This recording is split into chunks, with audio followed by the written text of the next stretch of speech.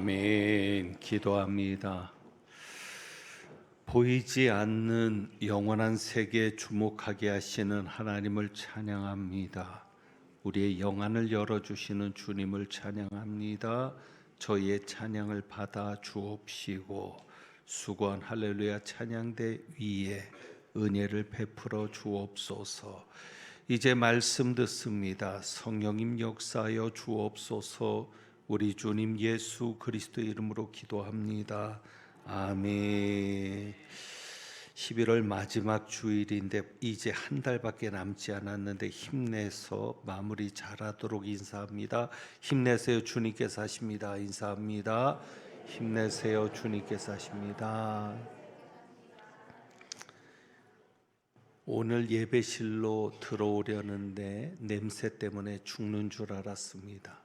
팝콘 냄새가 너무 고소하게 나서 오늘 인사를 좀 바꿔보려 합니다. 이 인사는 지난주에 했던 인사니까 이렇게 한번 인사합니다. 좋은 향기로 내 곁에 있어 주어서 감사합니다. 한번 그렇게 인사합니다. 좋은 향기로 내 옷에 감사합니다.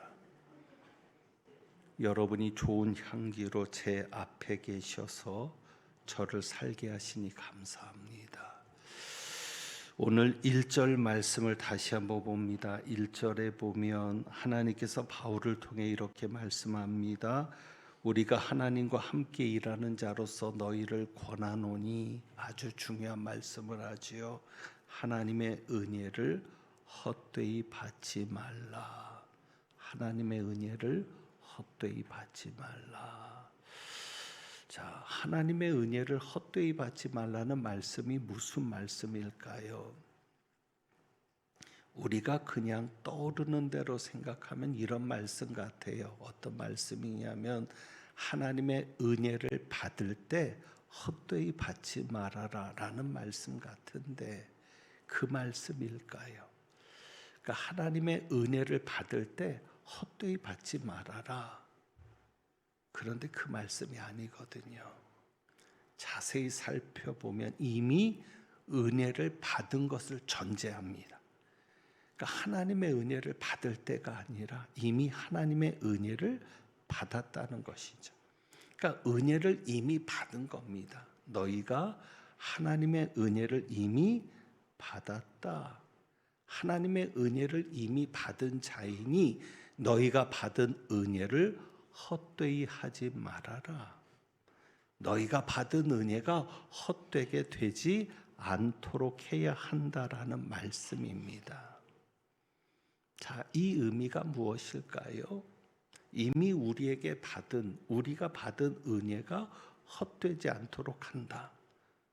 그러니까 은혜 받은 우리가 하나님 앞에 헛된 자가 되지 않도록 한다는 말씀이 또 어떤 의미일까를 생각해 보면 먼저 은혜가 무엇인지를 알아야 합니다. 사도 바울이 6장 1절에서 말하는 은혜는 5장 21절과 관련이 있습니다. 그러니까 6장 1절이라고 해서 거기서부터 시작해서는 안 되고 21절과 연결 지어서 생각해야 합니다. 21절이 은혜입니다. 어떤 은혜냐면 우리가 하나님과 화목한 자가 되었는데, 자 21절에 보면 하나님이 죄를 알지도 못하신 이를 우리를 대신하여 죄로 삼으신 것은, 이게 은혜입니다. 하나님이 죄를 알지도 못한 분이 누굽니까? 예수 그리스도.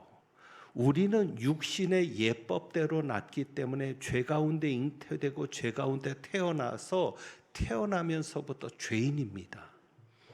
그리고 살면서 죄를 짓죠. 그런데 예수님은 성령으로 태어나셔서 죄가 없이 나신 분이고 이 땅에 나서도 죄를 지었습니까? 안 지으셨습니까? 안 지었습니다. 그래서 죄가 없으신 분입니다. 그것이 바로 죄를 알지도 못했다는 것이죠. 그런데 죄가 없으신 그분이 죄인이 되신 겁니다. 죄로 삼으셨다. 누구를 대신해서? 나를 대신해서. 우리라고 하면 내가 빠질 수도 있잖아요.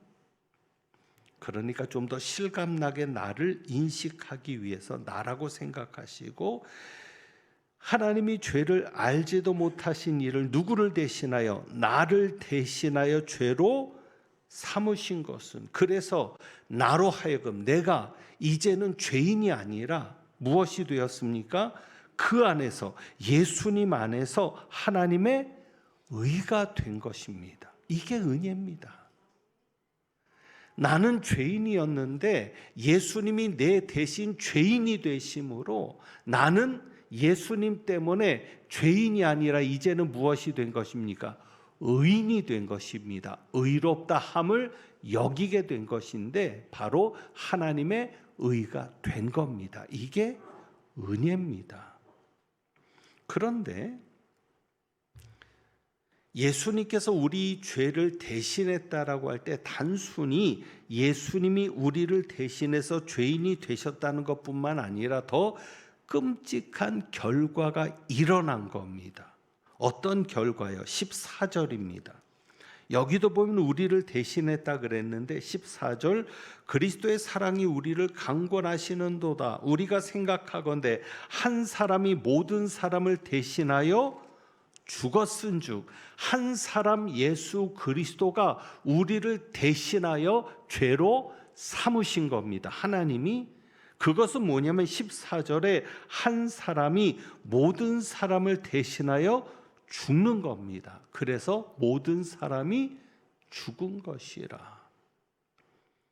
그러니까 죄의 삭은 사망이죠. 그래서 누가 죽어야 합니까? 원래는 내가 죽어야 합니다. 그런데 예수님이 나를 대신해서 죄인이 되신 겁니다. 단순히 죄인이 되신 것만 아니라 14절 말씀에 나를 대신하여 죽으신 겁니다. 그래서 누가 죽은 것이 되었습니까?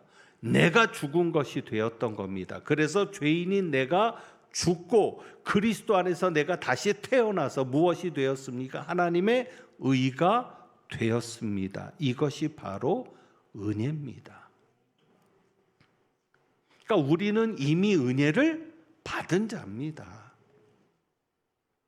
그러니까 은혜를 받을 자에게 주신 말씀이 아니라 이미 은혜를 받은 자에게 주신 말씀인데, 여기서 정리되는 것이 있죠. 사도 바울이 말한 은혜는 가장 기본적으로 어떤 은혜입니까?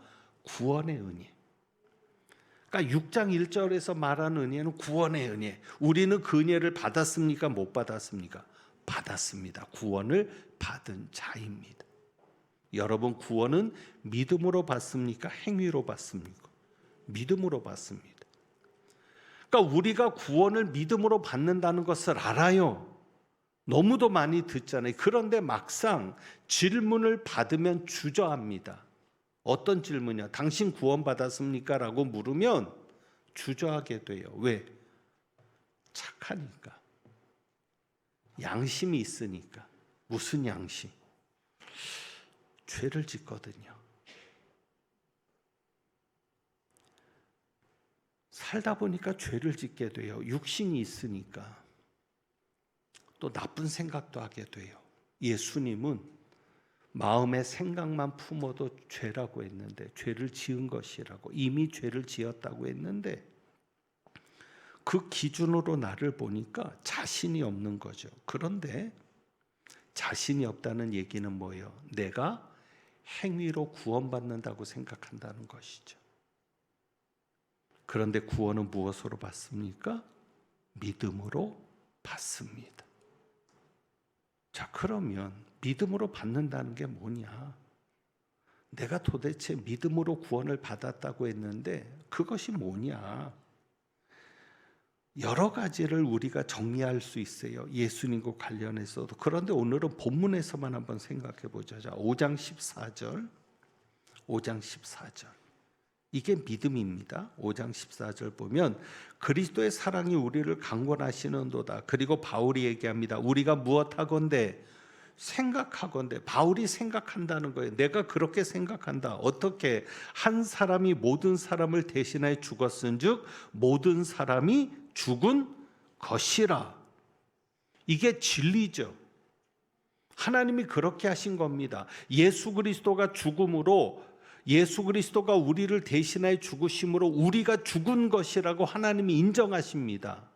그러니까 사도 바울이 말하는 게 진리예요. 그리고 제가 지금까지 여러분에게 말씀드렸던 21절을 가지고도 설명했고 14절을 가지고도 설명했던 이런 게 진리죠. 그러면 여러분이 이 진리를 들었을 때 이 진리를 받아들이면 믿음입니다. 그럼 받아들이는 게 뭐냐? 나도 그렇게 생각하는 거죠. 14절에 우리가 어떻게 하건대? 생각하건대. 생각하는 게 믿음이에요. 여러분이 하나님의 말씀을 들었을 때 나도 그렇게 생각합니다. 그러면 믿는 거예요. 그런데 어떤 이는 그렇게 생각해요. 나는 그렇게 생각 안 해. 그럼 믿지 못하는 거죠. 하나님이 천지를 창조하셨다. 나도 그렇게 생각해. 그럼 믿는 거예요. 어렵게 생각하시지 말고요. 여러분이 하나님의 말씀을 들을 때, 진리를 들을 때 그냥 그렇게 인정하십시오. 나도 그렇게 생각합니다. 그러면 그 말씀을 믿는 겁니다. 그래서 여러분이 진리를 들을 때 구원에 관한 진리, 예수 그리스도가 누구신지, 복음에 관한 진리들을 들을 때 여러분도 그렇게 동의하십시오. 나도 그렇게 생각합니다. 내가 그 진리를 받아들입니다. 그러면 여러분은 무엇이 될 수 있습니까? 이제는 죄인이 아니라 의인이 되는 겁니다. 죄인인 여러분을 대신해서 예수님이 죽으시고 여러분을 그리스도 안에서 하나님의 의가 되게 하셔서 여러분이 의인이 되었습니다. 이것이 바로 은혜를 받은 자입니다. 자, 그런데 은혜를 받은 것으로 끝나느냐? 그러면 구원을 받은 것으로 끝나느냐? 아니라는 거죠. 그래서 사도 바울이 말하는 겁니다. 너희가 어떻게 하지 말아라? 하나님의 은혜를 어떻게 받지 말라? 헛되이 받지 말라. 그 말씀이 뭐냐면 구원받은 다음에 잘해야 된다. 너희가 하나님의 은혜를 받았으면 하나님의 은혜를 받은 자로서, 구원을 받은 자로서 하나님의 은혜에 합당한 삶을 살아야 한다. 너희가 구원을 받은 자라면 구원을 받은 자로서 합당한 삶을 살아야 된다. 그것이 바로 하나님의 은혜를 헛되이 받지 않는 것을 말한다. 하나님이 그것을 가르쳐 주시는 겁니다. 여러분, 이런 잘못된 가르침에 속지 마세요. 어떤 이들은 말합니다. 분명 우리가 죄인이 아니에요. 의인이 됐어요. 근데 우리가 의인이 된 게 아니라 의인이 됐으면 죄를 안 지어야죠. 근데 죄는 짓거든요. 예수 믿어도 죄는 짓고요. 교회 나와도 죄는 지어요. 그래서 우리는 의인이 된 게 아니라 의롭다함을 여김받는 겁니다. 의롭다 여김받는 겁니다. 그런데 죄를 지어도 용서를 받죠. 그러니까 누가 이런 얘기를 합니다. 이제 우리가 의인이 되었으니까 죄를 지어도 죄인이 아닙니다. 죄를 지어도 괜찮습니다. 그런 엉터리가 어디 있습니까?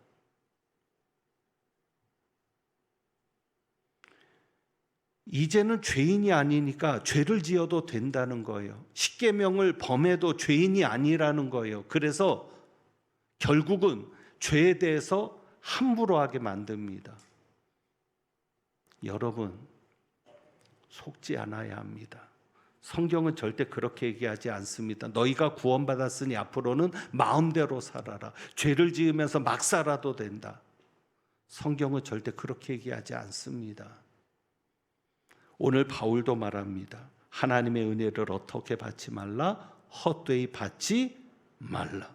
하나님의 은혜를 받은 자라면 하나님의 은혜를 받은 자로서 합당한 삶을 살아야 된다. 여러분, 그것이 고린도후서 5장 17절입니다. 고린도후서 5장 17절. 그런즉 누구든지 그리스도 안에 있으면 새로운 피조물이라. 그리스도 안에 있으면 우리가 그리스도 안에서 하나님의 의가 되었죠. 새로운 피조물이 된 겁니다. 그리고 뭐라고 얘기합니까? 이전 것은 지나갔으니 보라 새 것이 되었도다. 새 것이 되어야죠. 그리스도 안에 있으면 달라지는 것이 있어야죠. 이전하고 똑같이 살면서 나는 죄인이 아니야. 어떤 죄를 지어도 난 죄인이 아니야. 그러니까 나는 회개할 필요가 없어. 회개하는 건 잘못된 거야. 성경이 그것을 말합니까? 아닙니다. 우리가 그리스도 안에 있으면 새로운 피조물입니다. 새로운 피조물이라는 것은 뭔가 변화가 있어야 한다. 있지 않아도 된다. 있어야 한다. 새 것이 됐잖아요. 그럼 뭔가 달라져야죠. 또 달라질 수밖에 없죠. 왜? 그리스도 안에 있는데. 사도 바울과 같은 급격한 변화가 일어나지 않더라도 적어도 뭔가 달라지는 것은 있어야죠. 예수를 믿는데, 교회를 다녔는데, 물론 여러분이 예수를 믿으면서 교회를 다니면서 주일날 교회 나오는 게 달라지겠죠. 11조도 달라지겠죠. 그런데 중요한 것은 그런 종교적인 의식을 가지고 달라졌다라고 얘기하지 마세요. 바리새인은 누구보다도 종교적인 면에서는 철저했습니다. 그것보다는 정말 하나님의 은혜를 받은 자라면 뭔가 새로운 변화가 일어나야 합니다. 달라져야 합니다. 그래서 여러분, 내가 급격하게 달라질 수는 없어요. 예수 믿었다고 해서 완전히 내가 성인군자가 되진 않아요. 왜? 내 육신은 그대로잖아요. 이 육신에서 올라오는 이 정욕이나 이런 것들이 그대로니까 죄를 지을 수 있는데 문제는 실수할 수는 있습니다. 순간 유혹에 넘어갈 수는 있어요. 하지만 회개합니다. 돌이키려 합니다. 만약에 이것을 반복적으로 죄를 짓거나 죄라는 걸 알면서도 그대로 행한다면 그 사람은 구원받지 못한 사람일 수 있습니다. 그리스도 안에 있는 자라면, 그리고 성령으로 거듭난 자라면 절대 하나님이 죄에 습관적인 죄를 짓도록 내버려 두지 않으십니다. 그래서 우리가 하나님의 은혜를 받았을 때 완전하게 정말 성인군자 같은 바울 같은 베드로 같은 그런 놀라운 변화를 일으키지 못한다 할지라도 적어도 오늘 본문에 보면 두 가지 변화는 있어야 합니다. 내 삶이 완전히 급격하게 달라지진 않더라도 두 가지의 변화. 그 첫 번째가 뭐냐면 목적의 변화입니다. 목적의 변화. 목적의 변화가 뭐냐? 자, 고린도후서 5장 14절.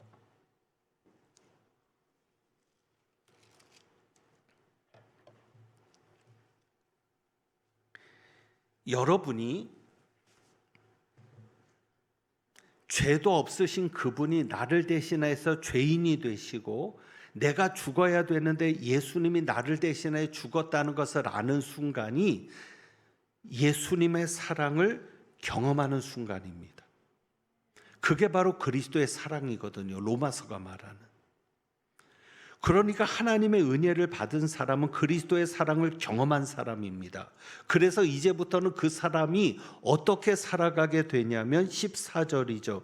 그리스도의 사랑이 우리를 강권하시는도다. 그 사랑이 뭐예요? 한 사람이 모든 사람을 대신해 죽은 사랑. 그래서 그 사랑이 강권하시니까 15절에 보면 달라지는 겁니다. 어떻게 달라지는가 하면 그가 모든 사람을 대신하여 죽으심은, 그래서 예수님께서 모든 사람을 대신하여 죽으신 이유가 뭐냐면 단순히 죄사함만이 아니라, 단순히 우리를 천국 가게 하시기 위한 것만이 아니라 이렇게 얘기합니다. 15절에 다시는 그들 자신을 위하여 살지 않고 오직 누구를 대신하여 죽었다가, 그들을 대신하여 죽었다가 다시 살아나신 이를 위하여 살게 하려 하심이라. 그러니까 달라지는 거예요. 예수님이 왜 우리를 대신하여 죽었습니까? 이전에 나는 죽었어요. 이전 것은 지나갔으니 이전에 나가 누구예요? 나를 위해서 사는 나, 자신을 위해 사는 나. 그래서 바울이 말한 게 다시는 그들 자신을 위하여 살지 않고 지금까지 나는 누구를 위해 살았어요? 나 자신만을 위해 살았어요. 그런데 예수님을 만나고 보니까 구원을 받고 보니까 이제는 그리스도의 사랑이 우리를 강권하게 되어서 이제는 어떤 사람이 됐어요? 새 것이 되었도다. 그 새 것이 무엇을 말해요? 이제는 나를 위해 사는 자가 아니라 죽었다가 다시 살아나신 분 그리스도를 위해서 사는 자로 달라지는 거죠. 이런 변화가 일어나는 겁니다. 그러니까 여러분이 예배를 드리러 나오는 목적도 나를 위해서 예배 드리러 나오는 게 아니라 예수님의 사랑을 알면 예수님을 위해서 예배 드리러 나오는 거예요. 그러니까 잠도 포기하고 쉬는 것도 포기하고 나오죠. 예수님을 위해서. 나를 위해서라면 자는 게 낫죠. 나를 위해서라면 좀 쉬는 게 낫죠. 왜? 내일도 출근해야 되는데. 근데 아니거든요. 그리스도의 사랑이 나를 강권하시거든요. 그래서 그 사랑 때문에 8절에 보세요. 우리가 담대하여 원하는 바는 차라리 몸을 떠나 어떻게 하는 것이라 주와 함께 있는 그것이라. 여기에서 사랑하는 사람의 특징이 나와요. 사랑하면 같이 있고 싶어지죠. 그러니까 천국 가고 싶은 이유가 뭐예요? 이 땅에서 살기 힘들어서? 이 땅을 벗어나면 모든 것이 편해지니까? 아니죠. 천국 가는 이유는 오직 하나, 예수님과 함께 있고 싶어서. 그러나 그럼에도 불구하고 우리가 천국 가지 않는 이유, 이 땅에 예수님의 사명이 있기 때문에. 그래서 9절에 보세요. 그런즉 우리는 몸으로 있든지 떠나든지 주를 기쁘시게 하는 자가 되기를 힘쓰노라. 사랑하는 사람은 어때요? 사랑하는 사람을 기쁘게 하기 위해서 힘쓰잖아요. 그것이 뭐예요? 이전에 나는 나를 위해서 살았으나 예수를 만난 이후에 그리스도 안에 있는 나는 새로운 피조물이 되었는데 이제는 목적이 달라진 거예요. 나를 위해 사는 나가 아니라 누구를 위해 사는 나로, 그리스도를 위해 사는 나로. 그래서 목적의 변화가 나타나죠. 여러분에게 그 변화가 있기를 원합니다. 구원받은 여러분들이라면 반드시 적어도 매일은 아닐지라도 어쩌다 한 번은 그리스도를 위해 하고 싶은 마음이 살아납니다. 그것이 여러분이 은혜 받은 증거입니다. 그 다음에 두 번째로 나타나는 변화가 있어요. 새로운 피조물은요, 보는 것의 변화입니다. 관점의 변화. 그러니까 내가 생활이 완전히 달라지지 않아도요, 보는 것은 달라져요.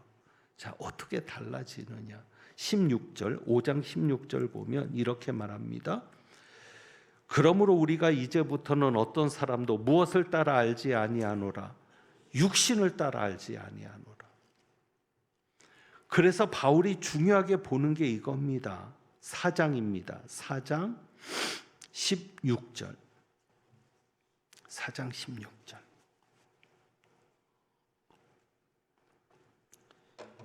육신을 따라 알았습니다. 이전에 나는, 예수 믿기 전에 나, 그리스도 안에 있기 전에 나는 육신을 따라 알았어요. 그런데 이제부터는 그리스도 안에 있는 나는 이제는 육신을 따라 알지 않아요. 그래서 그리스도를 믿기 전에, 예수를 믿기 전에 나는 무엇을 따라 살았어요? 16절, 겉사람을 보며 살았어요. 그런데 예수를 믿고 난 나는 속사람을 생각해요. 예수 믿지 않는 사람은 영혼의 존재를 인정 안 해요. 그런데 우리는 영혼이 있음을 믿어요. 속사람이 중요해요. 그래서 속사람을 생각하니까 바로 18절의 말씀, 우리가 주목하는 것은 보이는 것이 아니요 보이지 않는 것이니, 오늘 할렐루야 찬양대가 찬양했던 가사죠. 속사람을 보게 되면서 무엇을 주목하며 살게 돼요? 보이지 않는 것을 주목하며 살게 돼요. 그러다 보니까 놀라운 것이 있는데요. 여러분, 믿음이 무엇입니까? 5장 7절에 보면 이렇게 말씀하는데, 우리가 무엇으로 행하고 믿음으로 행하고. 여러분, 믿음으로 행한다는 게 뭐예요? 믿습니다 하고 행하면 믿음이에요? 믿음으로 행한다는 것은 뭐예요? 뒤에 나오죠. 설명이. 무엇으로 행하지 아니함이로라? 보는 것으로 행하지 아니함이로라. 보는 것으로 행하지 않는 게 믿음이에요. 그러니까 겉사람을 보는 게 아니라 속사람을 보며 사는 게 믿음이에요. 속사람을 보니까 보이지 않는 것에 집중하게 되니까 보이지 않는 것 중에 가장 대표적인 게 뭐죠? 5절. 겉사람은 땅에 있는 우리의 장막집이죠. 겉사람은 무너지는 거죠. 그런데 우리는 보이지 않는 것을 주목합니다. 보이지 않는 것을 믿습니다. 그러니 우리는 무엇을 믿습니까? 보이지 않는 거죠. 하나님이 지은 어디에? 하늘에 있는 무슨 집? 영원한 집. 그래서 천국을 바라보며 살게 되죠. 그러니까 보는 게 달라요. 이 땅의 사람들은 이 땅만 보지만 우리는 천국을 보며 살죠. 그러다 보니까 우리가 겉으로 보이는 것도 달라져요. 왜? 천국을 생각하니까. 자, 17절, 4장 17절.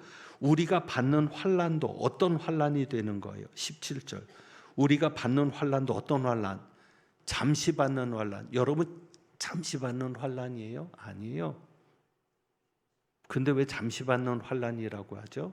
천국에 비교해 놓고 보면 천국에선 영원히 사는 거니까 잠깐이죠. 그리고 천국에서 이 고난을 통해서 예수 잘 믿게 하거든요.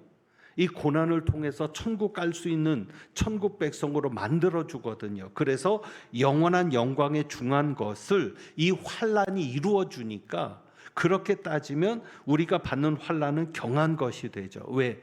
이 고난을 통해서 천국에서 더 좋은 것을 누리고 더 중한 것을 얻게 되니까. 그런데 중요한 것은 이것 때문에 관점이 달라지는데 나를 향한 관점이 달라지는 거죠. 오늘 보고자 하는 말씀이 그겁니다. 고린도후서 6장입니다. 우리가 6장을 읽었으니까. 자, 그래서 바울은 견딜 수 있게 되는 거죠. 6장 4절. 예수 믿으면 다 잘 될 것 같고 예수 믿으면 복 받을 것 같은데 적어도 바울에게만큼은 그렇지 않았어요. 6장 4절 보면 오직 모든 일에 하나님의 일꾼으로 자천하여 많이 견디는 것과 바울은 견디는 삶을 살 수밖에 없었어요. 그냥 견디는 게 승리하는 거예요. 얼마나 힘들면 뭐 힘든 거를 극복하는 것도 아니고 그냥 견디는 게 이기는 거예요. 너무 힘드니까. 자, 그리고 보세요.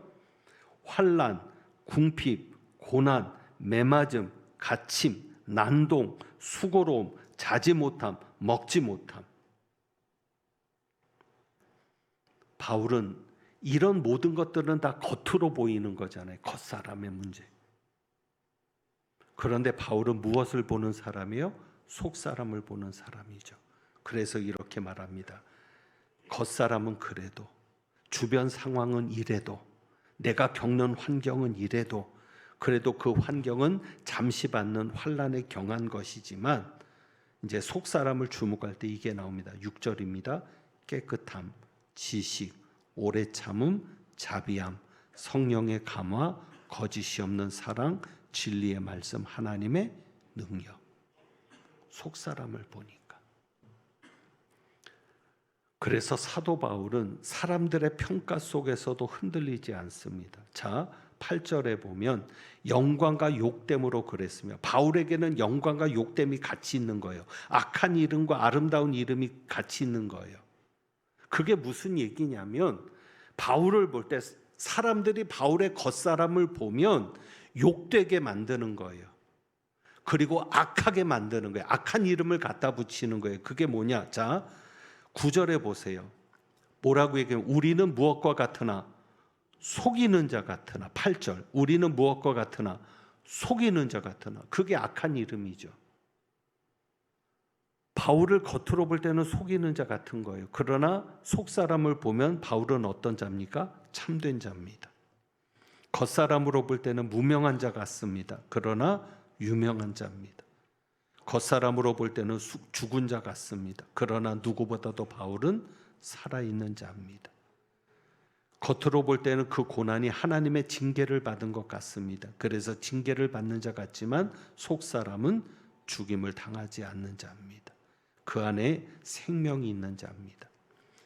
그리고 근심하는 자 같지만 속 사람은 항상 기뻐하는 자입니다. 겉으로 볼 때는 가난한 자 같지만 속으로 보면 많은 사람을 부유하게 하는 자입니다. 아무것도 없는 자 같지만 속을 보면 모든 것을 가진 자입니다. 하나님의 은혜를 받은 자는 보는 게 달라집니다. 겉을 보지 않고 속을 봅니다. 그러다 보니까 천국도 바라보게 되고 결국 10절이죠. 고린도후서 5장 10절. 이제 말씀을 정리합니다. 오늘 왕이신 그리스도 주일입니다. 여러분이 예수님을 구원의 주님으로만 생각하지 마시고 왕으로 모셔야 합니다. 그분만 철저히 높이고 그분의 말씀에 순종하고 그분을 위해 살아야 합니다. 왕이신 그리스도는 자 10절입니다. 이는 우리가 다 반드시 그리스도의 심판대 앞에 나타나게 돼요. 구원으로 끝나지 않습니다. 무엇이 있습니까? 심판이 있습니다. 왕이신 그리스도의 심판대 앞에 우리가 서게 됩니다. 그래서 선악간에 그 몸으로 행한 것을 따라 받게 됩니다. 그러니 구원받은 다음에 함부로 살 수 있습니까? 내가 예수님의 보혈로 용서받았으니 용서받은 죄인이니 나는 어떻게 해도 천국 가. 나는 어떻게 살아도 구원받아. 그래서 막 살 수 있습니까? 구원이 전부가 아니라 심판이 있고요. 그리고 은혜를 받은 자라면 그 받은 은혜가 헛되지 않도록 살아야 되는데 아무쪼록 오늘 이 말씀 기억하고 구원받은 여러분들이 구원받은 자로서 여러분에게 주신 구원의 은혜가 헛되지 않도록 또 하나님 앞에 섰을 때 상급을 받을 수 있도록 몸으로 행한 것을 따라 받는다고 했는데 많은 것을 받아 누리는 귀한 삶이 될 수 있기를 주님의 이름으로 축복합니다. 그래서 오늘 우리가 찬양을 두 곡 드리는데요. 은혜와 나는 주를 섬기는 것에 후회가 없습니다라는 찬양입니다. 정말 내가 구원받은 것에 대해서 감사하면서 앞으로도 주님을 위해 살겠다는 그런 다짐과 간증이 이 찬양 가사 속에 있는데 여러분들이 찬양을 부르실 때 우리 은혜 찬양은 후렴 전에 있는 이 가사들을 한번 다 부르고 나서 후렴으로 넘어갈 테니까 제가 가사를 불러드리는 대로 그 가사를 생각하면서 찬양할 수 있기를 원합니다. 찬양합니다.